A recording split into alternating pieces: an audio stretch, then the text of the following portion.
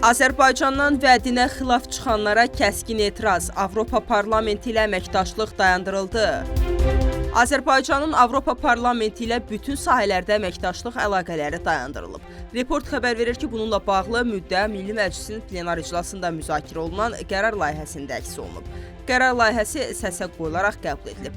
Qərara əsasən Milli Məclisin Avropa Parlamenti ilə bütün istiqamətlər üzrə əməkdaşlıq əlaqələri dayandırılır. Parlamentin Avropa İttifaqı Azərbaycan Parlament Əməkdaşlıq Komitəsinin fəaliyyətində iştirakına son qoyulur. Avronest Parlament Assambleyasının nizamnaməsinə uyğun olaraq Milli Məclisin bu təşkilə üzvlüyünə xitam verilməsi barədə prosedur qaydalarının icrasına başlanılır və prosedur dövründə Milli Məclisin nümayəndə heyəti Avronest Parlament Assambleyasının tədbirlərinə qatılmayacaq.